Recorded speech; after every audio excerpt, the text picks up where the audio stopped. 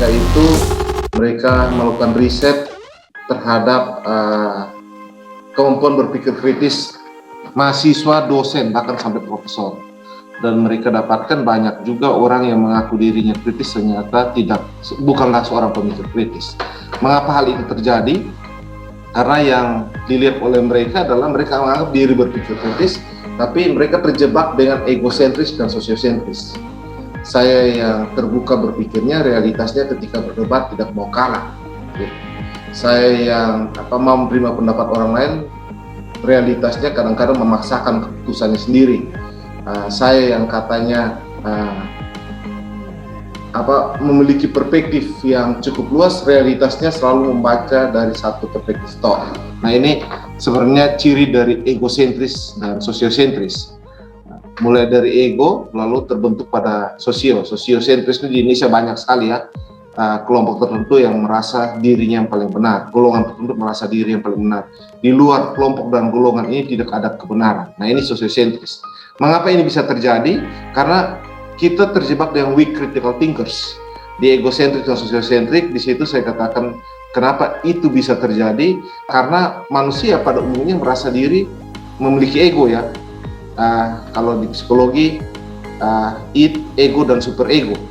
Superego nanti ditunjukkan kepada orang lain, tapi ego tuh dia harus merasa dirinya yang paling benar, dirinya tunjukkan siapa diri dia di depan orang lain. Nah, ini yang menghalangi seseorang menjadi critical thinkers. Penelitian 9495 menunjukkan itu juga. Jadi ada beberapa profesor menganggap dirinya pemikir kritis. Realitasnya ketika di survei ternyata mereka bukan seorang pemikir kritis. Mengapa ini bisa terjadi? Karena yang disurvei adalah penalaran intelektualitas mereka. Terjadi kebenaran subjektif di situ ya. Merasa diri paling benar. Jadi sosiosentris dan egosentris menghalangi kita menjadi seorang pemikir kritis. Lalu bagaimana caranya agar kita bisa keluar dari egosentris dan sosiosentris itu? Merasa paling benar, tidak mau mendengarkan orang lain, tidak mau melihat realitas secara utuh. Bagaimana caranya? Maka Richard Paul dan Nita Elder mengatakan harus beralih dari unreflective thinkers menjadi fair-minded thinkers. Apa itu unreflective thinkers?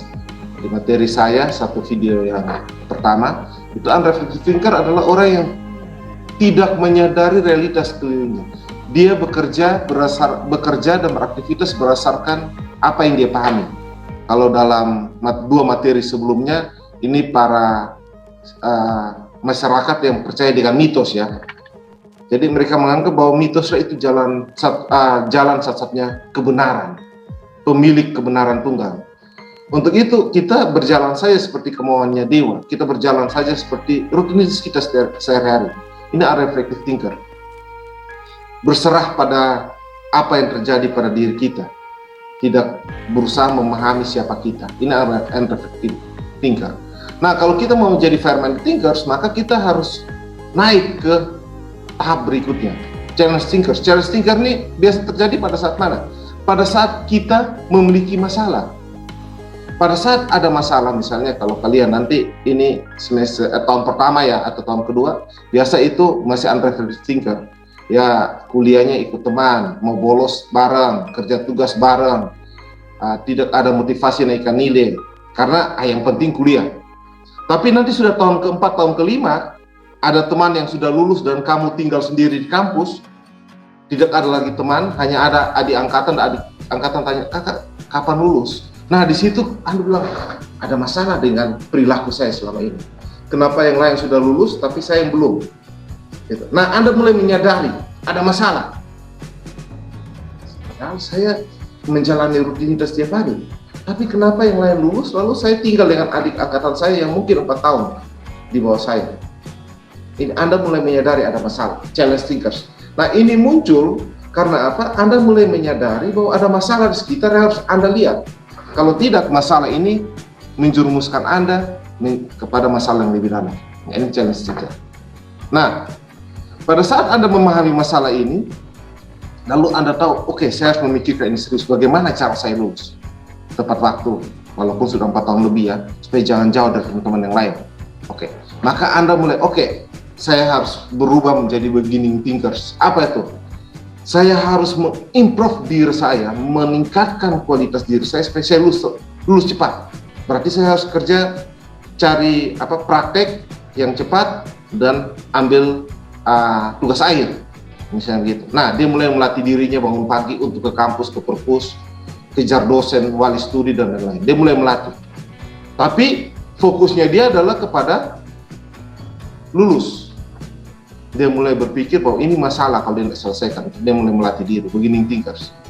Nanti pada saat dia bisa bangun pagi, suka, ternyata ketika dia rajin ke perpus, ternyata oh coba dari dulu saya rajin ke perpus ya, saya dapat memiliki pengetahuan. Oh dulu kalau saya rajin kejar wali studi ya, saya bisa lulus tepat waktu. Oh coba dulu saya rajin berdiskusi dengan teman-teman ya, tidak lebih banyak nongkrong dan lain-lain, nah, saya bisa lulus tepat waktu.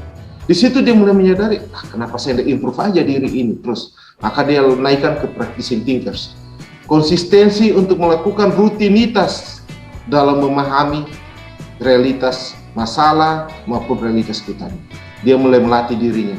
Tiap hari tetap bangun pagi, walaupun tidak ada jadwal bimbingan pun tetap bangun pagi. Ke perpus sudah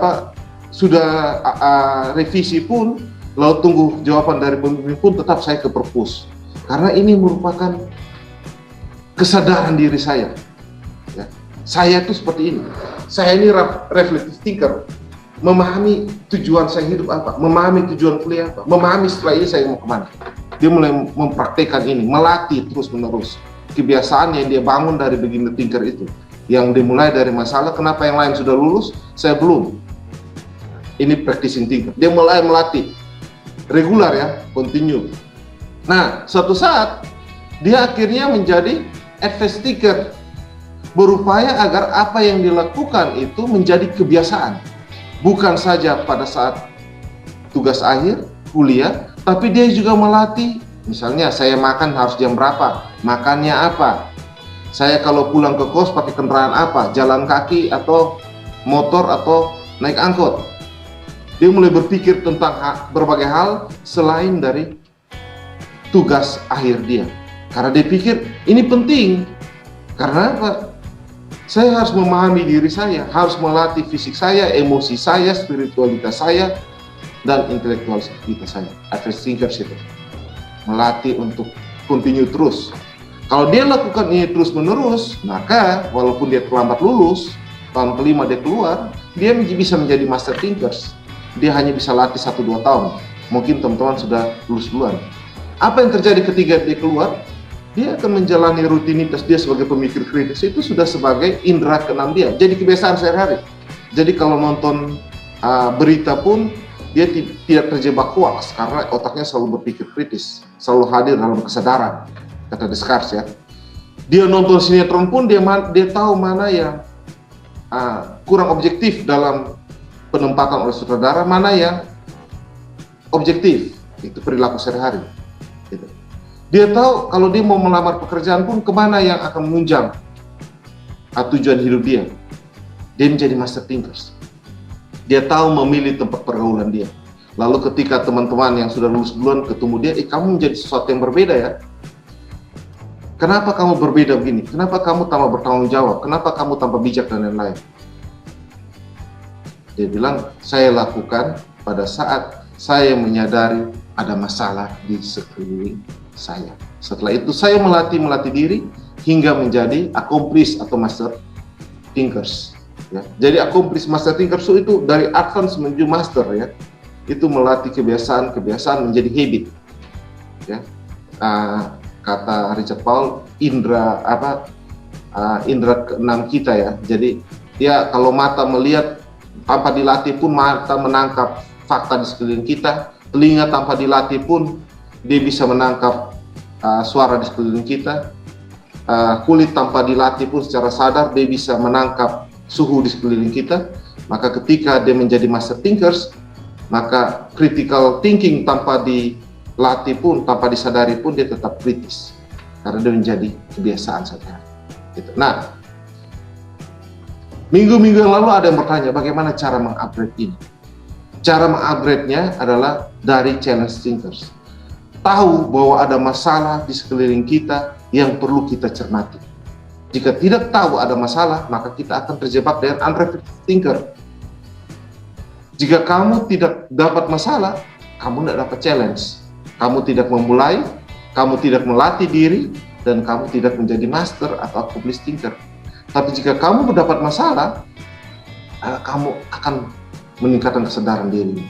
Teori ekonomi, teori manajemen mudah ya. Semakin tinggi risiko Anda, tingkat kegagalan semakin tinggi. Tapi jika Anda berhasil, tingkat keuntungan pun semakin tinggi. Karena apa? Anda mengambil risiko yang tinggi. Tapi kalau Anda mengambil risiko yang rendah, tingkat keberhasilan tinggi, tapi keuntungannya tidak terlalu tinggi. Karena Anda ambil risiko yang rendah.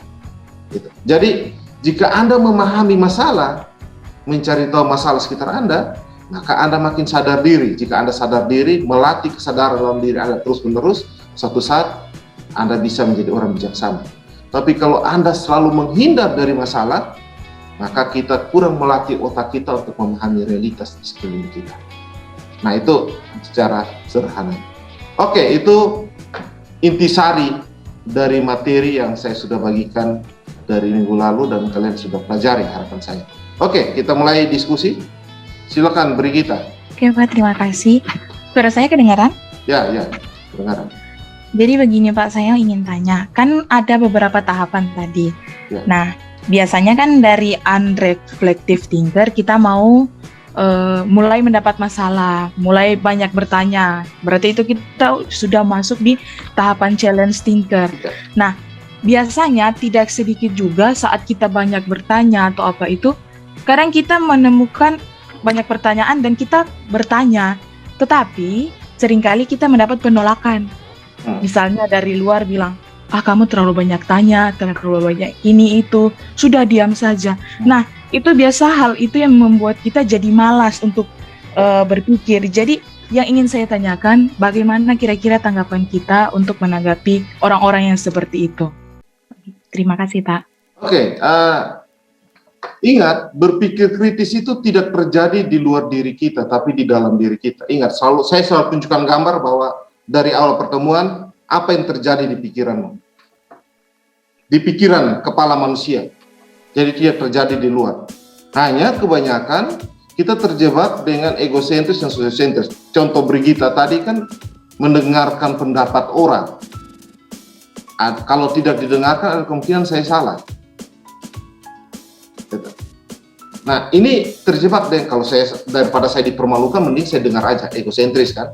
Anda takut dipermalukan, tapi bisa juga sosiosentris. Jadi karena kakak ya, kakak angkatan di prodi atau fakultas, jadi ada kemungkinan dia benar. Jadi kalau dia benar, maka kita semua benar. Itu bisa terjadi. Nah, kembali lagi, apa yang terjadi di isi kepala kita itu yang lebih penting daripada yang terjadi di luar. Nah, berpikir kritis itu mencermati apa yang terjadi di isi kepala. Pada saat Anda menemukan masalah dan Anda tidak bertanya, itu Anda belum challenge. Artinya Anda belum tertantang dengan masalah yang ada. Tapi ada orang yang dia tidak bertanya, tapi dia terus berpikir untuk mencari tahu sendiri. Nah, ini kebanyakan pengikut rasionalisme ya. Jadi dia dapat masalah, di kelas saya biasa ada yang pendiam. Tapi nanti TTS, tes akhir semester bagus sekali nilainya. Pemahaman terhadap materinya bagus. Mengapa ini bisa terjadi? Karena ketika dia menemukan masalah, dia tidak langsung bertanya, tapi mungkin dia orangnya pasif ya. Di dalam otaknya dia terus berpikir, kenapa bisa begitu? Kenapa bisa begitu? Kalau begitu, apa realitasnya? Di dalam otaknya, dia tidak bertanya, tapi dia menanyakan kepada dirinya sendiri. Itu pun berpikir kritis pada taraf challenge. Jadi dia tidak perlu bertanya kepada orang lain, tapi dia menanyakan kepada dirinya, sehingga pulang dari kampus, dia buka kamus, dia buka Google, dia telusuri NetGeo, dia telusuri berbagai jurnal untuk mencari tahu yang mana dia penasaran dalam kelas tadi, tapi dia malu untuk tanyakan kepada orang lain. Nah, itu challenge begitu. Jadi tidak harus bertanya kepada orang lain, tapi Anda bisa mencari tahu sendiri. Jadi bisa Anda bertanya kepada orang lain, tapi bisa juga Anda memikirkan ini terus-menerus, bahkan Anda penasaran. Pulang cari tahu, buka Google. Saya nonton film 2 jam, dikembali lagi. Kenapa dibilang begitu? Nonton, kembali lagi, lihat berbagai percobaan. Kenapa dia bisa begitu? Baca beberapa jurnal. Terakhir dia bilang, oh iya masalahnya di sini. Nah, itu yang bilang bertanya. Jadi tidak selalu dia bertanya kepada orang lain, tapi dia mencari tahu sendiri. Kalau dia bertanya kepada orang lain, lalu orang itu menganggap, kamu kok banyak tanya sekali.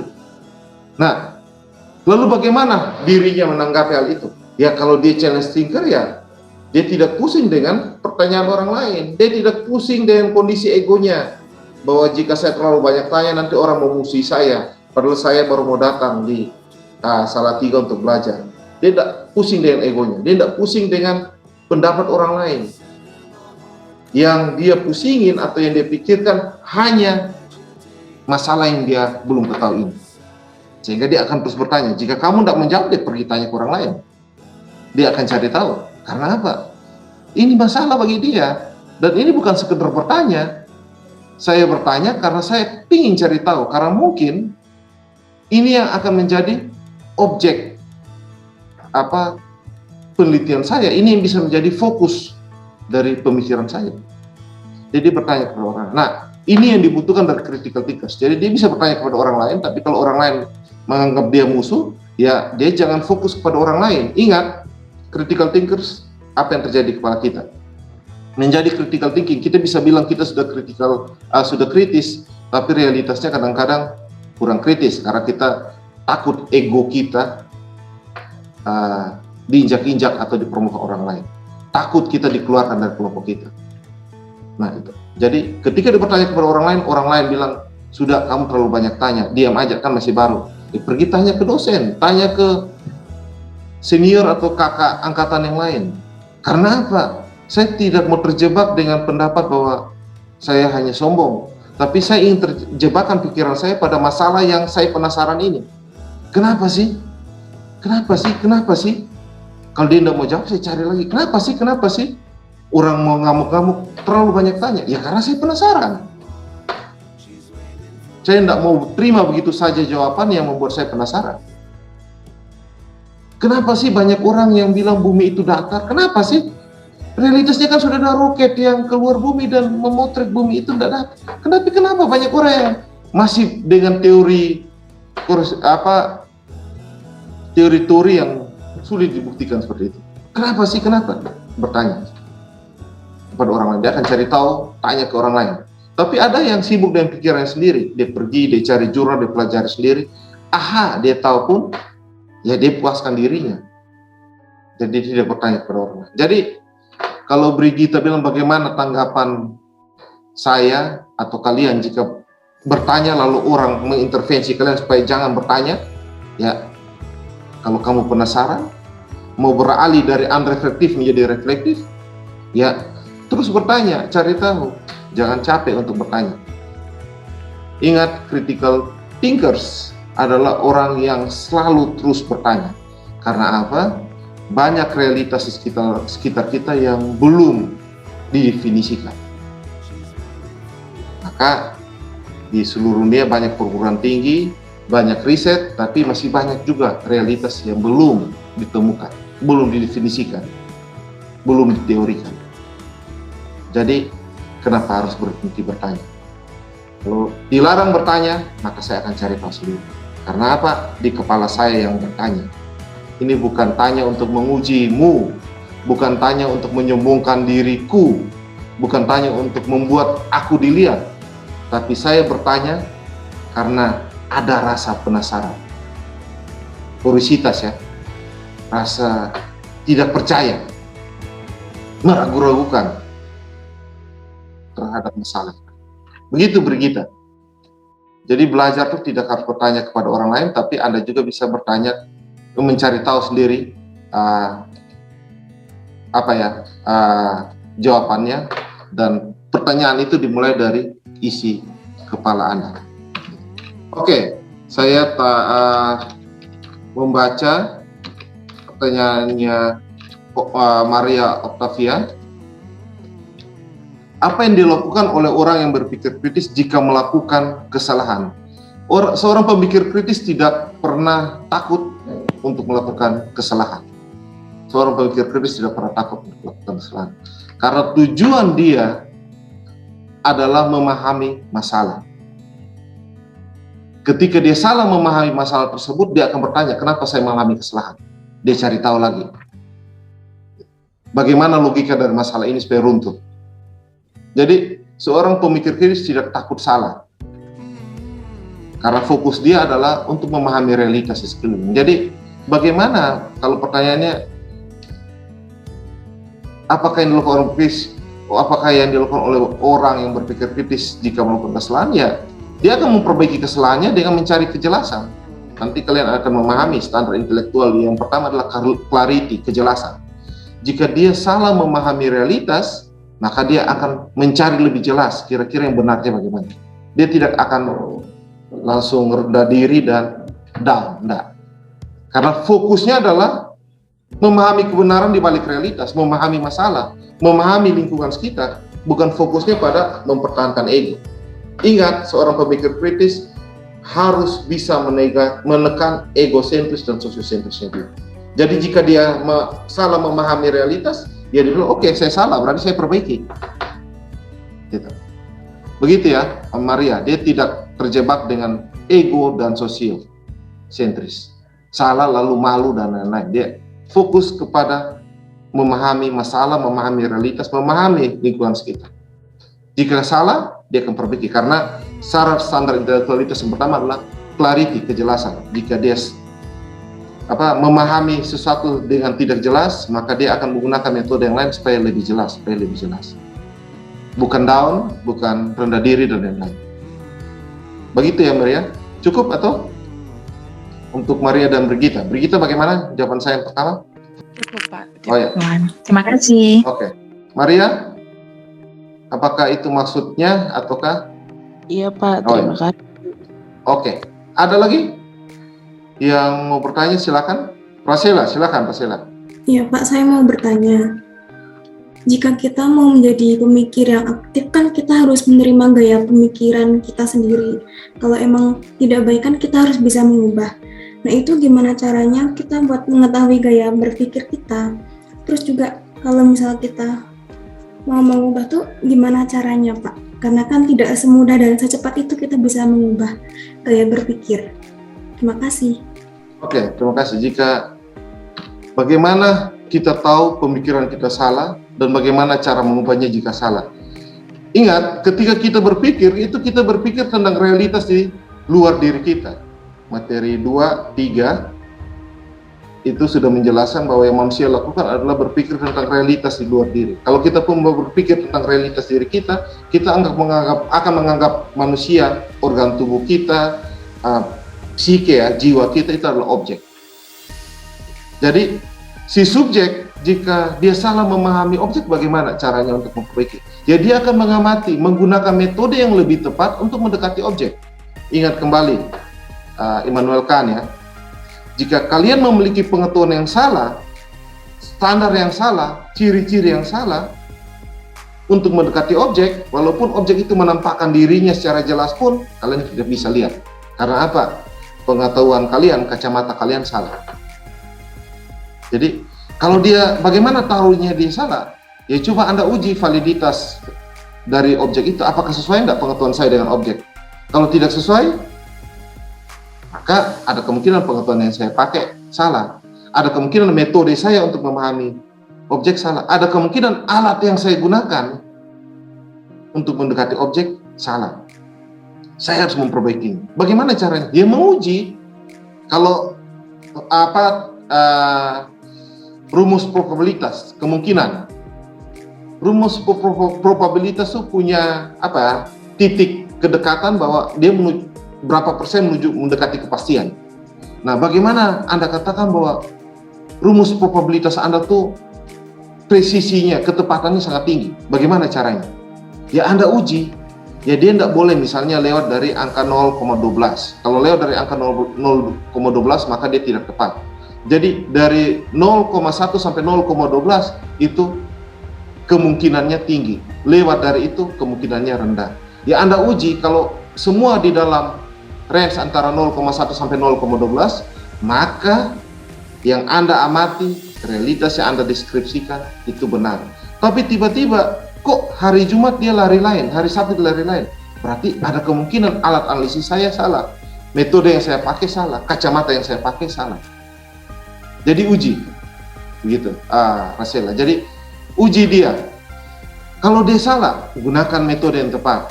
Kalau dia salah, cari alat yang tepat. Kalau dia salah, pakai pendekatan yang lebih tepat. Kalau dia salah, ganti kacamata.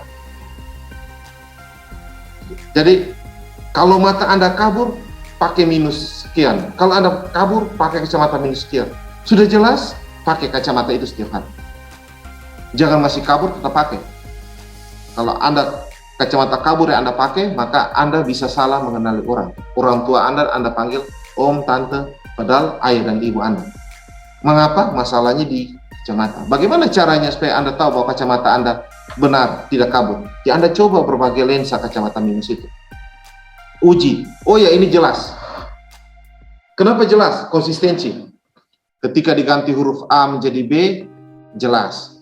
Huruf C, jelas. Oke, angka 7, jelas. Angka 0, jelas. Dikasih kecil ke 12, size-nya 12, jelas. Dikasih besar, 18, jelas. Dikasih kecil, 11, jelas. Oke, berarti Anda minus sekian. Diuji, Rasela. Jadi, bagaimana Anda memahami bahwa yang Anda lakukan itu sudah benar atau salah? Ya Anda uji. Bagaimana supaya Anda bisa memperbaiki kesalahan? Kalau diuji lalu salah, ganti metode. Kalau diuji lalu salah, ganti alat. Kalau diuji lalu salah, ganti pendekatan. Ingat, fokus untuk memahami kebenaran, bukan ego. Jadi dia tidak capek gitu, tidak lelah ganti metode, tidak apa-apa. Yang penting saya tahu kebenarannya apa. Dia tidak capek. Jadi analoginya gitu ya, kalau kamu mata minus pergi ke dokter mata, lalu dia ngecek minus Anda, dia akan coba berbagai lensa. Tujuannya apalah? Mendapati standar intelektual yang pertama, clarity, kejelasan. Anda bisa lihat secara jelas. Kalau Anda bilang sudah jelas, dia ganti angkanya, dia ganti hurufnya. Ukuran angka dan hurufnya dikecilin atau besarin. Kalau konsisten, jelas, maka itu minus yang tepat untuk Anda. Kacamata minus yang tepat untuk Anda. Apakah dokter menyesal kalau dia sudah ganti, lalu Anda bilang tidak jelas, dia capek dan tinggalkan Anda? Tidak. Karena dia ingin tahu Anda minus berapa. Jadi akan ganti berbagai lensa. Terus. Nah, cara kerjanya begitu juga dalam berpikir kritis. Jadi kalau Anda bilang, saya salah atau benar ya kalau tidak tahu salah benar, uji konsistensi dari penemuan Anda pertama itu. Apakah dia konsisten? Sampai kalau dalam penelitian namanya titik jenuh. Apa titik jenuh? Benar berulang-ulang. Jadi saya lakukan penelitian pada hari ke-10 benar, 11 benar, 12 benar, sampai hari 21 benar. Berarti ini sudah benar. Karena dia sudah sampai pada titik jenuh. Sudah benar berkali-kali. Tidak lagi salah. Nah, maka dia benar. Tapi kalau ada terjadi kesalahan, pada hari ke-15 ternyata salah. Presisinya, sudut kemiringannya jauh. Apa yang harus dilakukan? Ya coba ganti tools, ganti metode, ganti pendekatan. Lalu ukur lagi. Sudah benar hari ke-15, 17-nya salah. Ganti tools, ganti metode, ganti pendekatan. Diuji lagi. Sampai benar pada titik jenuh tersebut. Baru Anda bilang, oh ya, saya tidak lagi menemukan kesalahan. Begitu Rasela. Agak paham atau bingung? Paham, Pak. Terima kasih. Gitu ya. Jadi, oke. Lalu Priska bertanya di room chat, critical thinking diaplikasikan untuk mengembangkan integritas, kerendahan hati, ketekunan, dan lain-lain. Bagaimana pemikiran yang kritis dapat mengembangkan karakter seperti itu? Ini jadi pergumulan kami waktu kami konstruksi cara berpikir kritis punyanya Richard Paul Linda Elder. Tapi apa yang terjadi? Kami lakukan penyelidikan terhadap berbagai pemimpin-pemimpin dunia, para filsuf, para ilmuwan. Nah, kebanyakan para ilmuwan yang arogan, egosentris, dan sosiosentris itu kenapa mereka arogan, terjebak dengan ego dan sosiosentris? Karena mereka tidak tekun. Kenapa mereka tidak rendah hati? Kenapa mereka tinggi hati? Karena apa? Mereka baru penelitian 1 hari, mau segera publikasi. Belum sampai titik finish, mereka mau segera untuk tentukan mereka pemenangnya. Terkesan egosentris dan sosiosentris. Nah, tapi kalau standar intelektual dan standar penalaran ya, itu digunakan terus-menerus. Standar intelektual ada 9 ya, kejelasan, akurasi, ketepatan, akurasi, kedalaman, keluasan, keadilan, dan lain-lain. Itu dilakukan terus-menerus. Jadi pada saat Anda melihat realitas, Anda gunakan standar itu untuk mengukur intelektualitas Anda, intelektualitas yang digunakan untuk melihat objek. Lalu ketika Anda mengungkapkan objek itu seperti apa, menggunakan penalaran, Anda lakukan terus-menerus, maka suatu saat Anda akan seperti Einstein. Siapa sih saya? Kata orang ilmuwan yang paling besar di bumi ini, realitasnya saya hanya menemukan yang sudah diciptakan oleh Tuhan, sang pemilik alam semesta. Sangat rendah hati. Karena apa? Dia tidak terjebak dengan egosentris, dia terjebak untuk memahami realitas di sekeliling kita. Gitu. Nah, Anda bisa terjebak seperti Charles Darwin. Siapa sih saya? Realitasnya saya hanya menemukan dari apa yang sudah diciptakan oleh sang pemilik alam semesta ini. Anda tidak terkesan arogan, tapi di sisi lain ada para ilmuwan yang arogan. Mengapa dia menganggap dia arogan? Karena itu terburu-buru mengambil kesimpulan, padahal belum tentu itu memiliki kejelasan.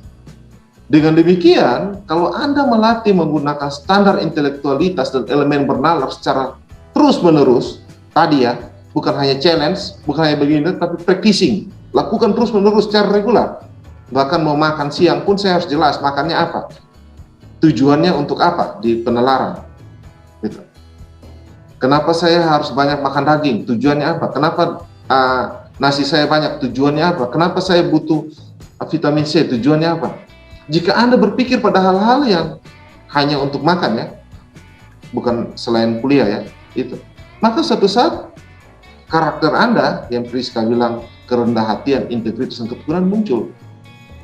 Konkret, saya lihat di mahasiswa di kelas saya yang dulu-dulu. Kalau tugas yang saya berikan, biasa TTS itu saya buat agak mudah dan agak sulit. Agak mudah kalau kamu belajar dan diskusi serius itu mudah, tapi kalau agak sulit kalau kamu kerja sistem SKS, sistem komputer malamnya, agak sulit. Nah, tapi ada beberapa mahasiswa saya yang dikerjakan dari jauh hari, karena biasa TTS, tes tengah semester dan tes akhir semesternya saya berikan dari jauh hari. Lalu mereka ke perpus, konsultasi dengan kakak-kakak angkatan yang pernah ngambil mata kuliah saya. Mereka nonton di YouTube, cari di Google berbagai jurnal, berbagai tulisan untuk menjawab pertanyaan saya. Lalu hari hanya mereka masuk untuk presentasi. Pada saat mereka presentasi, itu mereka bisa berdebat, bisa mempertahankan hasil kerja mereka secara benar. Dan itu muncul keberanian intelektual. Mengapa itu muncul? Karena mereka bilang, kami sudah melakukan proses penelitian mendalam. Kami sudah melakukan proses penyelidikan secara jelas. Standar intelektualitasnya aman. Gitu. Jadi kalau kamu bertanya, saya paparkan data dan fakta. Jika kamu ngeyel, saya katakan, mana data dan fakta? Ini keberanian intelektual. Tapi kalau pada saat ada yang bertanya, bilang, tapi kan kamu hanya pakai satu pendekatan yang lain enggak. Di situ mereka akan bilang, ya, karena tugas ini hanya diberikan menggunakan satu pendekatan. Jadi kalau ini mau dilanjutkan ke dalam bentuk skripsi silakan, tapi ini menarik untuk dilihat dari pendekatan lain. Di situ kerendah hatian muncul. Jadi mahasiswa yang seperti kalian ya, masih S1 saja bisa muncul karakter seperti itu dalam kelas. Kalau tugasnya itu dilakukan secara tekun. Maka integritas, humility, kerendah hatian, ketekunan, keberanian intelektual, kepercayaan diri intelektual akan muncul begitu saja. Jika orang bilang dia salah, saya tunjukkan paparan faktanya. Dan situ keberanian intelektualitas dia. Tapi pada saat orang bilang, ada pendekatan yang lain juga yang bisa digunakan, dia bilang, iya, bisa juga. Di situ kerendah hatian dia. Jadi ketika Anda gunakan standar intelektualitas Anda secara terus-menerus dalam memahami kehidupan sehari-hari dan gunakan penalaran dalam berbicara dengan orang, berdiskusi dengan orang, menulis kerja tugas dan lain-lain, terus-menerus dari menjadi practicing, dilatih terus-menerus secara regular, maka satu saat muncul karakter itu, Priska. Muncul dengan sendirinya. Tanpa Anda harus latih dengan rajin berdoa, tanpa Anda harus latih dengan rajin baca kitab suci, tanpa Anda harus latih dengan meditasi. Tanpa itu. Anda hanya menggunakan standar intelektualitas dan elemen penalar secara terus-menerus. Maka Anda akan rendah hati. Itu yang kami lihat di para ilmuwan, para filsuf, para pemimpin dunia. Mereka hebat, orang lain mengagumi mereka, tapi dalam interview close ya, tertutup, mereka mengungkapkan apa yang mereka pahami, di situ muncul kerendahan hatian mereka. Begitu, Rasela. Gimana? Oh ya, Priska. Gimana? Ya. Yang ngerti Pak. Terima kasih Ya. Pak. Oke. Terima kasih. Oke, Sekina Resen, silakan. Pak, saya mau tanya, kecenderungan egosentris itu seperti apa sih? Kok memainkan peran dominan dalam pemikiran kita, namun kita tidak mengenalinya? Terus kenapa kita tidak mengenalinya? Terus contohnya itu apa saja sih, Pak? Oke, Makasih. saya mulai dari paling terakhir, Sekina. Contohnya adalah, misalnya, kamu kuliah itu karena teman kamu juga kuliah. Itu sudah egosentris. Kamu mau belajar karena apa? Orang tua memaksa kamu belajar. Kenapa dia penting? Karena ini terkait dengan siapa saya. Nah, pengalaman saya ya, mengamati di mahasiswa, baik itu ketika saya berkuliah maupun ketika saya mengamati mahasiswa di kelas saya. Egosentris itu runtuh pada saat apa? Pada saat teman-teman saya sudah lulus dan saya sendiri yang belum lulus. Itu runtuh. Saya yang dulu dianggap sebagai orang paling ganteng dan paling cantik, orang gaul di fakultas dan lain-lain. Lalu karena pergaulannya orang gaul ya, lalu terlalu banyak main kiri dan kanan, tidak rajin kuliah, tidak fokus pada kenapa harus kuliah, tujuan dia kuliah untuk apa, tidak fokus dengan itu. Karena dia pikir bahwa saya sudah mendapat tempat, kuliah ini menyenangkan, masuk kampus baju bebas, masuk ruang baju bebas, ya kan, tidak pakai putih abu-abu, mau masuk pun boleh, mau bolos pun boleh, di kelasnya Pak Riki 3 kali bolos bisa, karena syaratnya 4 kali itu 3 kali masih bisa, kebebasan diberikan, lalu muncul egonya, oke, kalau gitu saya harus menjadi idol di angkatan saya. Lalu dia sibuk dengan kondisi idol itu, sibuk dengan ego dia, menunjukkan siapa saya. Dia kurang memahami bahwa tujuan dia kuliah apa. Karena apa? Dia tidak pernah memikirkan itu. Apa yang harus saya pelajari di prodi saya, di fakultas. Dia tidak pernah menyadari itu. Yang penting kuliah. Tadi saya katakan unreflektif. Lalu pada saat nanti tahun keempat, tahun kelima, teman-teman seangkatannya sudah lulus, 200 orang, 199 sudah lulus, tinggal dia sendiri. Lalu dia ke kampus, ternyata adik angkatannya sudah lulus juga. Dia yang belum lulus. Dia yang dulunya idol, yang sibuk dengan dirinya dia, baru mendapat masalah sih, pertantang sih, challenge. Jadi apa tuh egosentris? Egosentris adalah kita sibuk untuk menampilkan siapa kita tanpa memahami realitas sekeliling kita ataukah memahami tujuan kita apa. Itu Sekina. Itu membuat kita kadang-kadang ingin menampakkan diri kita sebagaimana harapan kita kepada orang lain. Tapi realitasnya harapan itu bukan dari diri kita, tapi realitasnya harapannya adalah supaya kita diterima oleh orang lain. Jadi egosentris itu adalah berusaha menempatkan diri kita untuk diterima oleh orang lain sebagaimana kemauan orang lain. Jadi kita buat diri kita jadi idol. Saya mau dihargai, saya mau Saya katakan bukan berarti anak yang IPK 4,00 itu tidak egosentris, banyak juga egosentris. Hasil survei dari Kementerian Tenaga Kerja ya 2020 atau 2019 ya, 67% mahasiswa di Indonesia itu tidak kerja sesuai dengan bidangnya. Artinya kalian jangan yakin IPK 4,00 itu tahu tujuan hidup dia. Jangan-jangan dia berusaha untuk dapat nilai A untuk tunjukkan kepada teman-teman, bukan untuk memahami realitas atau memahami kebenaran. Jadi ini yang kadang-kadang kita tidak sadar, ego kita tuh muncul. Dia orang psikologi bisa bilang itu ya bawaan sejak lahir ya. Kita harus makan, minum, itu ya. Ego itu muncul untuk merasa dihargai ya. Super ego itu adalah saya harus betul-betul mendapatkan kedudukan di tengah-tengah masyarakat. Nah, biasa ego dan super ego ini muncul, membuat kita kadang-kadang tidak memahami tujuan hidup kita, tidak fokus pada apa yang ingin kita lihat, realitas yang kita lihat, tapi fokus untuk menjadikan diri kita idol. Itu ego. Kalau sosiosentris itu menjadikan kelompok kita idol, ya, itu sosiosentris. Kelompok kita yang paling utama. Nah, ini tanpa kita sadari sering terjadi di sekeliling kita, Sekina. Nah, kita menyadari itu tidak berfungsi atau sebenarnya tidak bermanfaat bagi diri kita pada saat teman-teman kita sudah lulus dan kita sendiri yang masih kuliah. Nah, itu baru mulai runtuh ego kita. Runtuh. Mengapa runtuh? Karena ternyata yang saya anggap realitas selama ini itu realitas bayang-bayang, bukan realitas yang sungguh-sungguh. Artinya dalam standar intelektualitas itu tidak jelas. Tapi kenapa saya jalani? Ya, karena saya unreflective thinkers.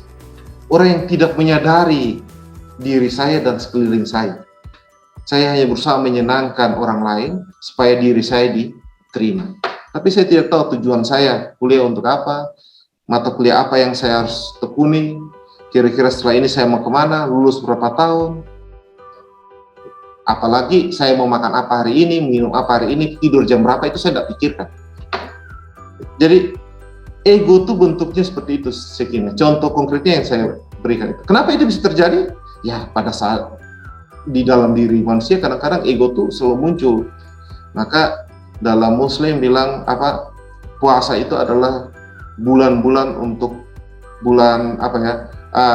satu bulan untuk berpuasa itu bulan-bulan untuk menekan ego kita. Walaupun kadang-kadang orang puasa siang, malamnya dia egonya naik lagi ya. Tapi harusnya satu bulan itu bulan untuk menekan ego kita. Karena kalau ego kita menguasai diri kita, maka yang jadi adalah arogansi, kesombongan intelektual. Mata kita akan tertutup. Jadi kita di mata kita yang akan kita lihat hanyalah diri kita. Kita tidak melihat realitas di luar diri kita. Karena apa? Kita menggunakan cerminnya ke dalam diri kita. Kita bukan menggunakan lensa mikroskop ya atau teleskop ya yang melihat realitas secara mendalam atau melihat realitas yang jauh. Kita tidak lihat itu. Tapi yang kita lihat adalah cermin. Ego adalah melihat kembali diri kita. Ada salah satu gambar yang saya tempatkan di situ. Ya, Anda bilang Anda lihat realitas, yang Anda lihat bukan realitas, tapi diri Anda sendiri. Itu ego, Sekina. Jadi, cara melepaskan ego tidak mudah. Tapi kadang-kadang kalau ada masalah tertentu yang buat biasa, kalau anak kesayangan orang tua, dia egonya turun tuh pada saat orang tuanya meninggal. Tapi sadar, aduh, ternyata selama ini saya manja, lalu ketika orang tua saya meninggal, saya tidak bisa buat apa-apa. Dia mulai menyadari. Nah, itu sudah masuk challenge ya. Nah, itu dipersadar. Selama ini dia hidup dengan ego. Nah, Richard Paul Linda Elder mengatakan bahwa seorang pemikir kritis dia bergerak dari unreflective. Unreflective itu orang yang sering terjebak dengan ego. Dirinya yang paling benar, orang lain salah. Kalau ada dalam kelas, saya yang harus angkat tangan dan jawaban saya yang paling benar. Dulu ada mahasiswa yang begitu juga. Jadi dia SD, SMP, SMA tuh lulus dengan nilai terbaik, lalu juara seprovinsi atau apa ya.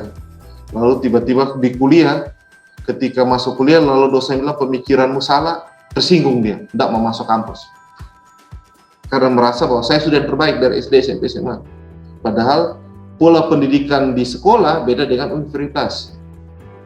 Pola pendidikan universitas melihat berbagai perspektif untuk memahami realitas.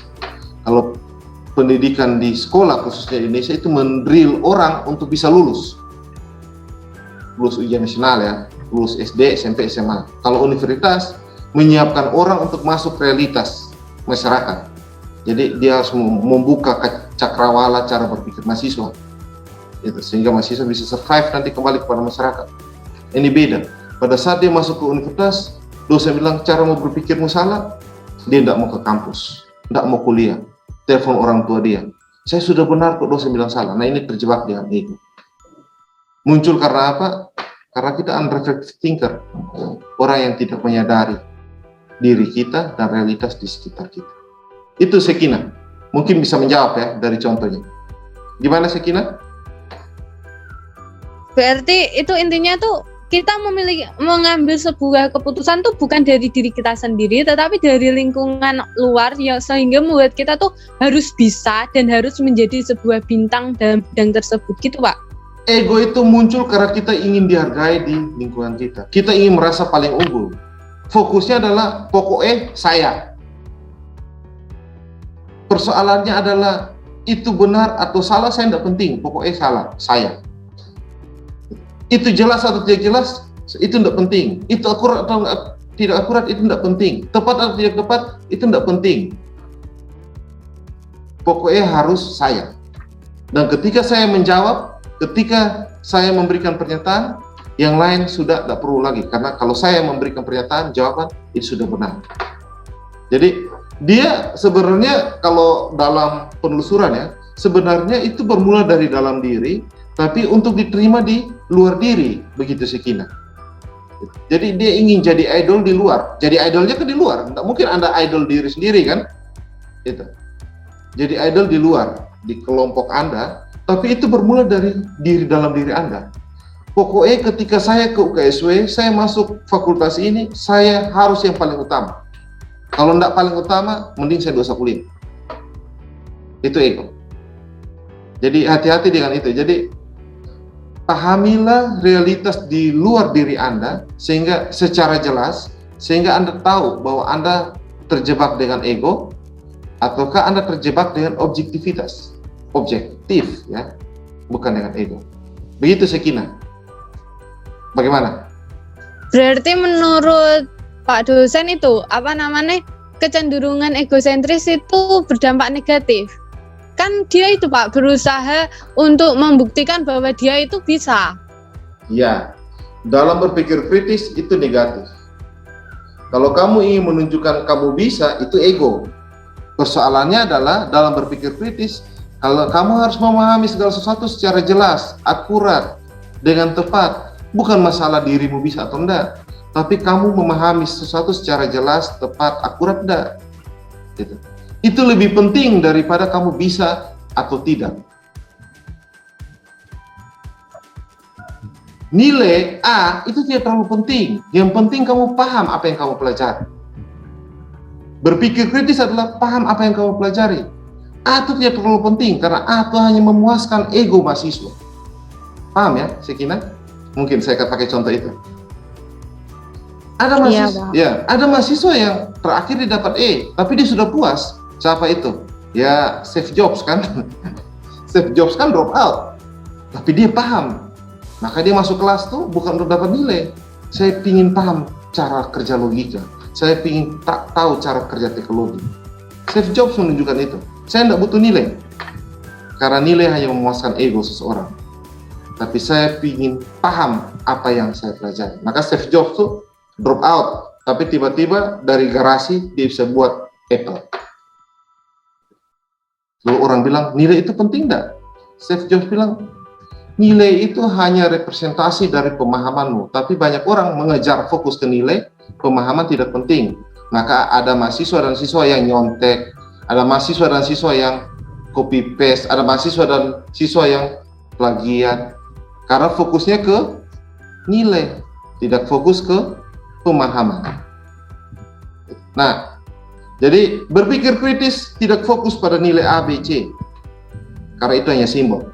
Berpikir kritis mengarahkan setiap orang kepada pemahaman yang jelas, akurat, mendalam. Nah, di sini agak jelas ya Kina? Iya Pak, jelas. Oke, terima kasih. Gimana Oke, itu? Ya, gimana Kina? Terus gimana kok, kan itu kan karena tekanan dari luar toh Pak. Ya. Nah, gimana cara kita menganalisis dan menilai supaya kita itu tidak cenderung mengambil keputusan sehingga terjadinya kecenderungan egosentris?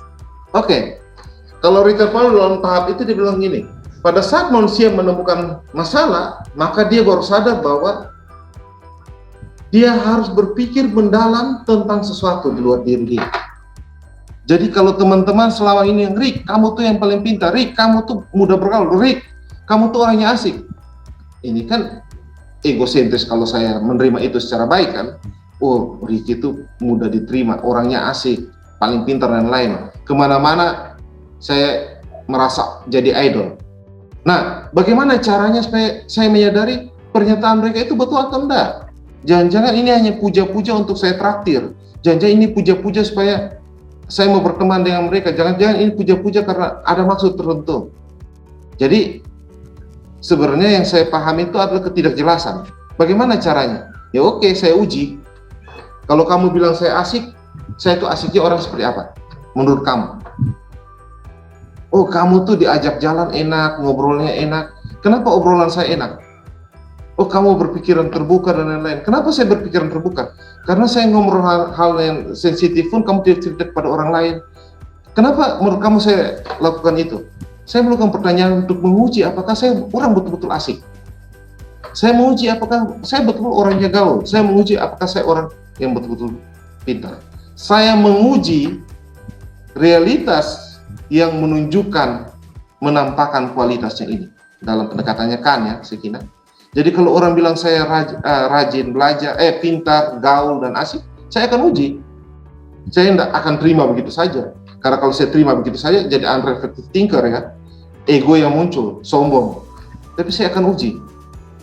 Mungkin dari 3 ini, ternyata orang yang bilang saya pintar nih, ternyata dia mau bilang saya pintar supaya tiap kali ada tugas, saya kerja lalu dia copy paste. Tiap kali ada tugas, saya kerja supaya dia tinggal plagiat. Tiap kali ada tugas, saya bantu dia untuk mengerjakan tugas. Ternyata di balik memuja saya, bilang saya pintar, ada niat ini. Artinya, ketika saya melakukan penyelidikan, saya uji, baru saya tahu, ternyata ungkapan kepintaran itu tidak dengan ukuran yang tepat. Dia bilang saya pintar karena ukurannya saya pagi kasih dia tugas. Bukan karena saya pintar betul. Jadi bagaimana caranya tahu supaya ego kita tuh bisa kita tekan dan muncul challenge atau beginning thinkers ya, orang yang ya caranya menguji. Tadi jawab pertanyaannya siapa tuh? Saya bilang gini, kalau kamu bingung cara mengujinya, coba berbagai metode, berbagai teknik, berbagai kacamata, berbagai pendekatan. Tadi saya kasih contoh, kalau ada orang yang bilang saya orangnya asik, kenapa saya asik? Saya tanya ke orang itu. Ya kamu diajak ngobrol enak. Kenapa saya diajak ngobrol enak? Ya kamu nyambung, saya cerita apapun, padahal kamu bukan orang dari suku saya, tapi nyambung gitu. Kenapa saya nyambung? Gitu. Oh, karena itu selama 4 tahun saya berteman dengan kamu tidak pernah cerita yang saya ceritakan ke kamu kepada orang lain. Menurut kamu kenapa saya lakukan itu? Ya karena kamu mungkin orangnya bisa menjaga rahasia dulu. Kenapa? Menurut kamu kenapa saya bisa menjaga rahasia? Saya akan cari tahu seberapa dalam dia mengenal saya sehingga dia mengatakan saya orangnya asik. Karena saya tidak mau dia menggunakan kacamata yang salah atau dengan sengaja menggunakan kacamata yang salah untuk memahami saya. Itu caranya Sekina. Jadi menguji. Jadi kita jangan langsung terima begitu saja. Karena kalau kita terima begitu saja, kita menjadi unreflective. Tapi kita menguji. Walaupun itu baik, walaupun itu mengasihkan. Dibilang asik, dibilang pintar kan enak. Tapi apakah benar asik, benar pintar? Itu kan harus dicari tahu. Seperti Socrates mencari tahu ketika Oracle Delphi mengatakan kamu orang yang paling bijaksana di muka bumi ini. Socrates tidak serta-merta percaya. Dia harus menguji lagi pendapat Oracle itu.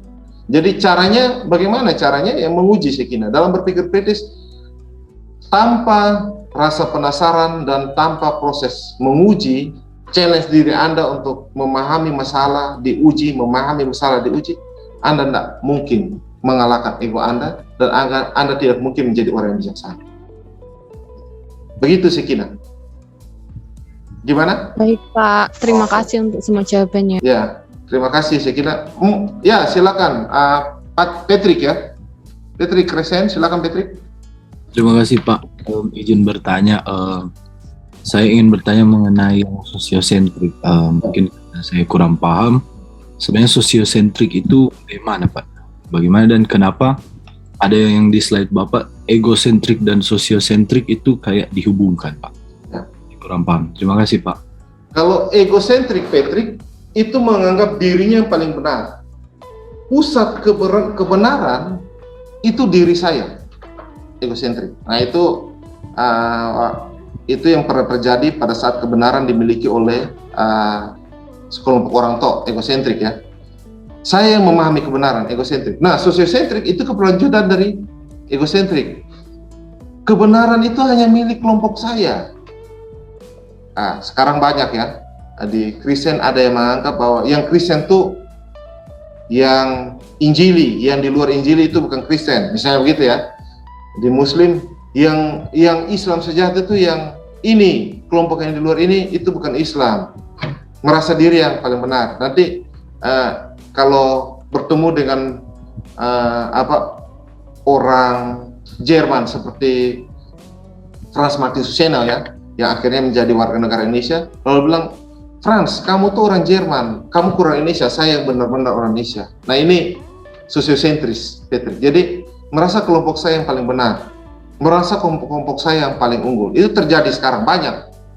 Nah, diskusi-diskusi kadang-kadang merasa bahwa, loh, saya yang dari kecil Kristen, jadi saya yang paling benar. Saya yang dari kecil Muslim, saya yang paling benar. Kebenaran tidak ada di luar kebenaran saya, hanya kelompok saya yang paling benar. Itu sosiosentris. Mengapa hal itu akan menghambat kita dalam memahami kebenaran? Karena apa?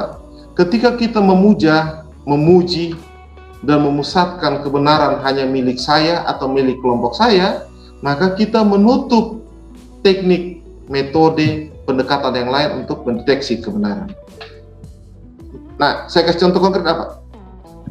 Indonesia tuh pernah dihidupi dengan mitos Indonesia. Dan kalau kalian ke daerah kalian masing-masing, biasa ada mitos, pamali, tabu, dan lain-lain. Ada mitos yang berkembang. Nah, di beberapa tempat di Indonesia, ada beberapa tempat yang misalnya, oh danau itu tidak boleh dimasuki, oh sungai itu tidak boleh dimasuki karena ada penghuninya, ada hutan itu tidak boleh dimasuki, ada penghuninya. Siapapun yang masuk akan mati karena ada penghuninya. Mitos itu dipegang oleh kelompok tertentu. Lalu ketika sarjana dari kelompok tertentu, misalnya Ricky, dia dari kelompok itu pergi kuliah di luar daerah, lalu dia dapat berbagai pengetahuan, dia kembali ke daerah, lalu dia mau teliti di hutan tersebut, lalu bilang, jangan, nanti kamu bisa didapat hukuman dari roh-roh yang dalam situ. Nanti kamu akan cacat dan lain-lain kalau kamu melakukan penyelidikan. Nah, ini muncul karena apa? Dia merasa bahwa mitos yang dia miliki ini sudah paling benar, kelompok saya yang paling benar. Lalu datang orang barat, Sir Thomas Raffles dari Inggris, lalu pergi ke hutan, lalu dia temukan bunga raksasa, lalu dia namakan Rafflesia arnoldi. Tidak ada nama orang Indonesia situ, namanya yang dikasih masuk. Mengapa itu? Karena dia yang bisa keluar dari sosiosentris ini. Orang bilang tabu, dia masuk. Dia melakukan pendidikan. Dia keluar dari hutan dengan selamat, lalu orang bilang, hebat sekali ilmunya. Bukan hebat sekali ilmunya, rasa penasaran dia yang buat dia masuk hutan. Jadi kebanyakan kita seperti itu, terjebak dengan mitos kelompok kita yang paling benar, golongan saya yang paling benar. Jadi kalau di luar orang suku ini dia kurang cerdas, suku saya yang paling kaya dan lain-lain. Nah itu sosiosentris, itu yang terjadi di kelompok kita banyak sekali. Dulu kasta ya, di beberapa masyarakat, kelompok masyarakat kita masih ada berpegang kasta ya. Kasta ini yang paling tinggi, kasta ini yang berhak, dia akan mendapatkan kedudukan, kekayaan, dan kehormatan. tiba-tiba masuk di era modern, persaingan bebas dilakukan, tiba-tiba kasta yang paling rendah ini ada yang jadi profesor. Bingung dia. Sosiosentris saya hilang, kebanggaan kelompok saya hilang. Karena apa? Ada yang kasta paling rendah, dia belajar secara keras, dia memproduksi intelektual, lalu dia jadi profesor, memiliki banyak kekayaan. Dia mempekerjakan orang yang kasta paling tinggi itu, menurut kelompok ini. Terjadi perubahan sosial. Mengapa itu terjadi? Karena yang tadi, unreflektif menjadi reflective thinkers. Orang yang sosiosentris merasa dirinya paling benar, tiba-tiba diterobos kebenaran. Kamu tidak paling benar. Jadi, kalau pertanyaan apa sosiosentris? Sosiosentris itu adalah pusat kebenaran saya. Kacamatanya kalau egosentris, ketika Anda pakai kacamata, Anda bukan lihat orang lain, tapi Anda lihat diri Anda sendiri. Kalau sosiosentris, orang dalam kelompok itu kalau disuruh pakai kacamata, dia bukan lihat orang lain, tapi yang dilihat adalah kelompoknya sendiri. Pokoknya kelompok saya yang paling benar, pokoknya suku saya yang paling benar, pokoknya golongan saya yang paling diterima, tepat, benar, dan lain-lain. Nah itu sosiosentris, Patrick. Itu terjadi sekarang banyak di Indonesia. Gimana, Patrick? Jadi Pak, sosiosentrik sama egosentrik itu sebenarnya hal yang negatif dalam berpikir kritis, Pak. Sangat negatif. Richard Paul Lindeler mengatakan bahwa Anda harus taklukkan ego dan sosiosentrik dulu, baru Anda bisa berpikir kritis. Karena ego dan sosiosentris itu membuat Anda tetap di unreflective thinkers. Tadi saya katakan ya, kita tetap dengan mitos kita. Kita tidak mau terobos apakah di balik mitos itu ada kebenaran atau tidak. Kita tidak mau tahu itu. Yang penting itu mitos dan kita percaya itu. Nah itu yang membuat akhirnya Thomas Rafflesia masuk, lalu dikasih nama Rafflesia Anordi, lalu loh dia dari hutan Kalimantan kok, tapi nama bunganya Inggris sekali. Mau gimana lagi? Karena kadang-kadang kita terjebak dengan sosiosentris bahwa di sana ada mitos-mitos tertentu sehingga kita tidak melakukan penyelidikan, tidak mau mencari kejelasan, akurasi dan kedalaman. Akhirnya ketika ada orang yang masuk ke danau itu, lalu ternyata danau ini ada sulfur, ternyata danau ini ada ini sehingga berubah warna. Lalu namanya terkenal di jurnal-jurnal luar negeri. Lalu orang Indonesia ini kemana? Ya, tetap orang Indonesia puas dengan sosiosentrisnya. Indonesia tuh kaya, Indonesia tuh bioekologi dunia dan lain-lain. Tapi penelitian-penelitian jurnal-jurnal ilmiah milik namanya adalah orang asing semua. Karena kita hanya puas dengan sosiosentris itu. Begitu, Patrick. Baik Pak, terima kasih. Oke. Ada lagi? Bagus, karena kalian tanya yang praktis-praktis, jadi ya contohnya pun praktis-praktis. Oke, ada? Saya Pak. Iripina ya? Siapa? Ya, silakan Iripina. Pak, saya mau tanya di sini tentang egosentrisme. Seorang berpikir kritis bagaimana mengatasi seorang egoisme atau sekelompok yang pikirannya berbeda dari seorang berpikir kritis. Terima kasih Pak.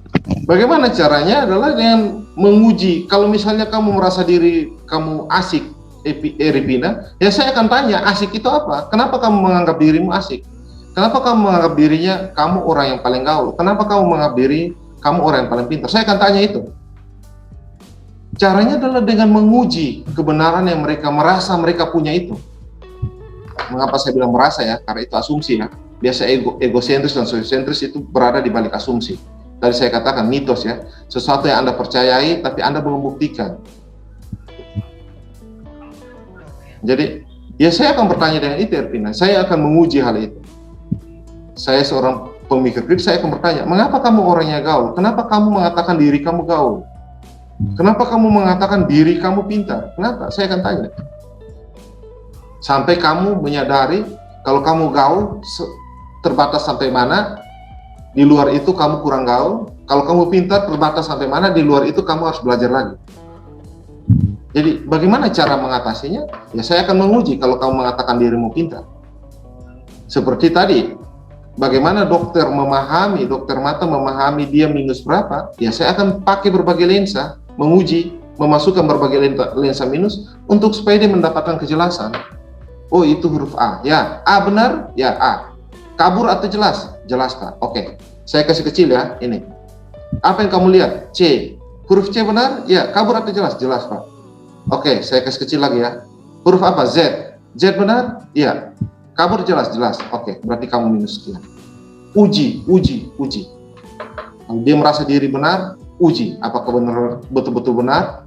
Akurasinya bagaimana? Kedalamannya bagaimana? Kejelasannya bagaimana? Itu diuji. Begitu ya, Ripina. Bagaimana jawaban saya, Ripina? Baik, Pak. Oke. Marta, silakan Marta. Baik, Pak. Saya mau bertanya, tadi kita kan belajar tentang sisi negatifnya saja ya, egosentris dan sosiosentris. Ya. Kalau sisi positifnya seperti apa ya, Pak? Saya tidak terlalu tahu, karena itu kan kalau ada psikologi mungkin bisa bantu kita ya. Apa pentingnya ego? Tapi kalau kita lari ke psikologi, mungkin pentingnya ego adalah membuat kita percaya diri. Ego ya. Karena itu adalah membuat kita sadar sebagai makhluk hidup. Jadi itu kebutuhan manusia apa sih? Makan, bernapas, dan lain. Itu ada di it. Tapi mengenal saya sebagai manusia, aku adalah aku, maka kita munculkan ego. Saya adalah penguasa alam semesta. Saya bisa merekayasa alam semesta. Itu ego manusia. Saya bisa lebih pintar daripada makhluk hidup yang lain. Itu bicara ego. Nah, pentingnya positifnya ego apa? Pentingnya positifnya ego adalah kita percaya diri sebagai manusia. Kita memahami kita lebih dari yang lain.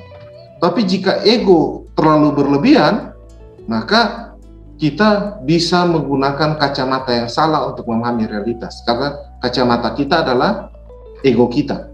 Saya kasih contoh. Tidak mungkin kan ketika kita analisis atau riset tentang organ tumbuh-tumbuhan, lalu kita pakai kacamata sama dengan organ manusia, karena saking egonya kita. Harus sama dengan manusia, karena dia makhluk hidup sama-sama dengan manusia. Tidak mungkin kan kita ketika melihat makhluk hidup yang lain atau benda mati yang lain, lalu kita gunakan indera kita yang paling tepat. Tidak mungkin. Kita harus lihat objek. Kemarin ingat Immanuel Kant, kita mendekati objek dengan pengetahuan kita, dengan pendekatan metode yang tepat. Tapi objek juga harus menampakkan dirinya. Karena kalau dia tidak tampakkan dirinya, indera kita tidak menangkap. Pengetahuan membantu kita mendekati objek, objek menampakkan dirinya, kita tak tahu tentang kebenaran dalam objek tersebut. Nah, egosentris adalah kita datang dengan pengetahuan kita mengagungkan pengetahuan kita, objek menampakkan dirinya, kita abaikan itu. Kita abai terhadap warna objek, kita abai terhadap kuantitas objek, kita abai terhadap bentuk objek. Mengapa? Karena kita rasa kita yang lebih pintar, kita menciptakan objek yang baru. Kelemahannya di situ, Marta. Kelebihannya mungkin positifnya adalah membuat orang percaya diri. Dan biasa kalau motivasi itu kan selalu menyentil ego manusia ya. Kamu imago Dei dalam ajaran Kristen ya. Ajaran Muslim juga, kamu makhluk ilahi ya. Ajaran Hindu Buddha juga seperti itu. Itu sebenarnya membangkitkan ego agar manusia jangan rasa rendah di alam semesta ini. Tidak punya sayap, tidak bisa terbang. Tidak punya sirip, tidak bisa berenang. Tidak punya lengan yang kuat untuk bergelantungan di atas pohon. Jangan rendah diri. Kamu punya otak yang luar biasa. Nah, itu biasa bahasa motivasi ya. Tujuannya adalah untuk mengeluarkan ego supaya kita percaya diri. Tapi berpikir kritis bilang kalau ego yang berlebihan akan membuat penggunaan metode, media, pendekatan yang tepat untuk memahami realitas jadi tidak baik. Begitu Marta. Termasuk sosiosentris ya. Sosiosentris itu positifnya adalah kita mengenal identitas kita, tapi identitas kita sebagai suku tertentu, identitas kita sebagai agama tertentu, identitas kita sebagai kelompok tertentu. Tapi kalau terlalu mengagungkan dan tidak melihat realitas sekitar kita menganggap bahwa kita yang real, yang lain tidak. Nah, ini jadi masalah dalam berpikir kritis. Begitu, Marta.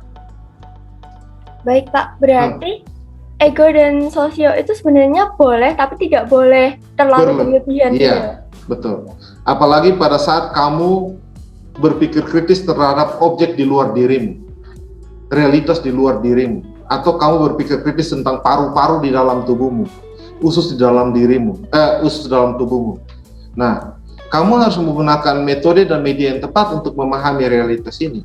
Kamu jangan datang lalu bilang, pikiran saya yang paling benar, pikiran saya yang paling tepat. Nah, ini akhirnya akan membuat kita abai terhadap penampakan realitas. Realitas tunjukkan kepada Anda, itu salah tuh. Itu kabur, itu tidak jelas. Nah, ini akhirnya kita tidak bisa melihat realitas secara utuh. Jadi, hati-hati ego dan sosiosentris yang berlebihan. Gitu. Dalam riset, Descartes mengatakan keraguan-raguan itu lebih penting. Kamu meragukan segala sesuatu itu lebih penting daripada kamu datang dengan kepercayaan diri yang berlebihan itu. Gitu ya, Marta? Baik Pak, terima kasih atas jawabannya. Oke. Ada lagi? Oh ya, Krisyanto, silakan Krisyanto. Oh iya Pak, sebelumnya terima kasih atas waktu yang diberikan. Ini Pak, saya mau bertanya mengenai tahapan dalam berpikir kritis. Nah ini kan awalnya itu kita mulai dari underactive thinker, kemudian sampai pada master of thinker. Ya. Sebelum itu apakah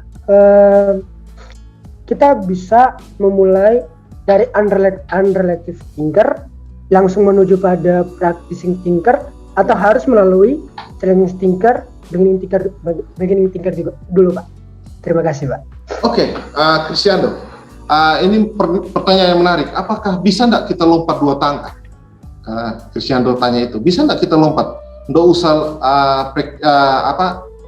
challenge beginner, tapi langsung lanjut ke practicing dan advance. Nggak usah challenge. Ya realitasnya bisa, tapi seringkali manusia kenapa ingin belajar? Karena ada masalah dulu, Krisyanto. Iya kan? Kenapa seseorang mau sukses? Karena ada realitas masalah tertentu yang dia lihat, sehingga dia menuju kepada kesuksesan.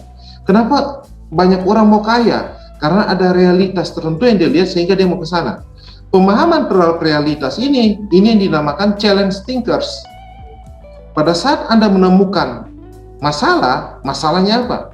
Misalnya kemarin saya nonton Crazy Rich ya, ada dari Malang, ada dari Jakarta dan lain-lain ya.